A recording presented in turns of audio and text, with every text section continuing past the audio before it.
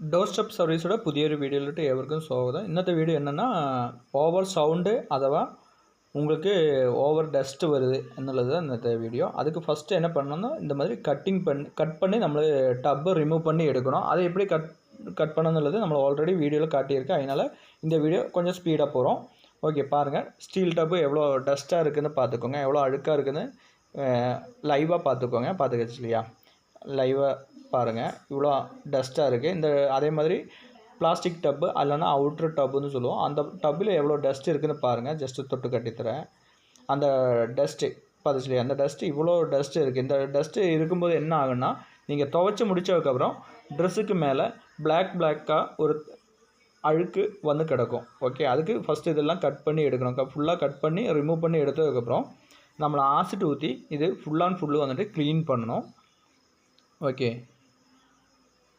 Acid ஊற்றி clean பண்ணதுக்கு ஃபுல்லாகிட்டு clean பண்ணணும். இது ஏன் இவ்வளோ ஸ்பீடாக போகிறோன்னா, இதுக்கு ஆல்ரெடி முன்னாடியே நம்மளை சொல்லியிருக்கு இது எப்படி க்ளீன் பண்ணணுன்றதில்.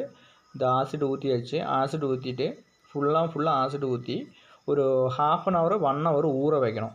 ஓகே, ஒரு 1/2 hour 1 hour ஊற வச்சா தான் அதோட இதெல்லாம் பாருங்கள். ஆசிட் ஊற்றும்போதே அதோட புகை வருது.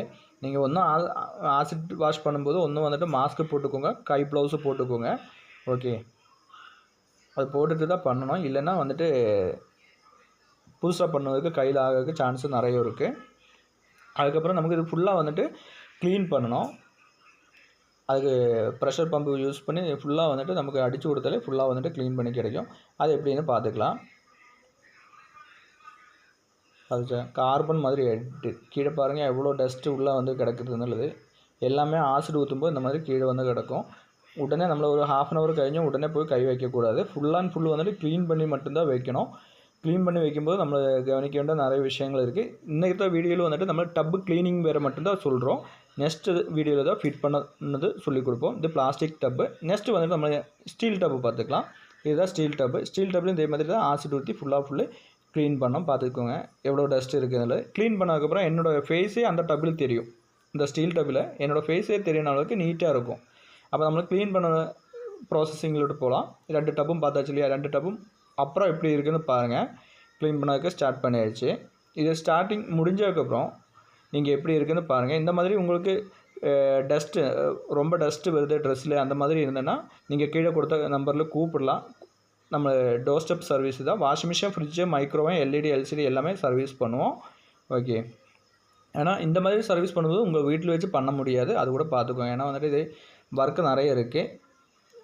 பார்த்தாச்சு, கண்ணில் அடிக்கும்போது எவ்வளோ அழுக்கு போகுதுன்னு மட்டும் பாருங்கள். இதெல்லாம் முடிஞ்சதுக்கப்புறம் எப்படி நீட்டாக இருக்குதுன்னு பார்த்துக்கோங்க. இந்த ஆசிட் வாஷ் முடிஞ்சதுக்கப்புறம் இந்த டப்பும் ஸ்டீல் டப்பும் எப்படி இருக்குதுன்னு பாருங்கள். அதுக்கப்புறம் நம்ம ஃபிட்டிங் வந்துட்டு நெக்ஸ்ட்டு வீடியோவில் போடும். இந்த எப்படி ஃபிட் பண்ணணுன்னுள்ளது நெக்ஸ்ட்டு வீடியோ போடுவோம்.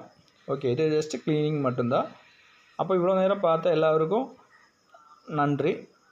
தொடர்ந்து பாருங்கள். வீடியோ சப்ஸ்கிரைப் பண்ணுங்கள், லைக் பண்ணுங்கள், ஷேர் பண்ணுங்கள். பாருங்கள், பார்த்தாச்சு என்னோடய ஃபேஸே தெரியுது. இதுதான் சொன்னேன். முடிஞ்சதுக்கப்புறம் ஸ்டீல் டப்பு பாருங்கள். என்னோடய ஃபேஸு தெரியுன அளவுக்கு நீட்டாக இருக்குது. Okay, all the best.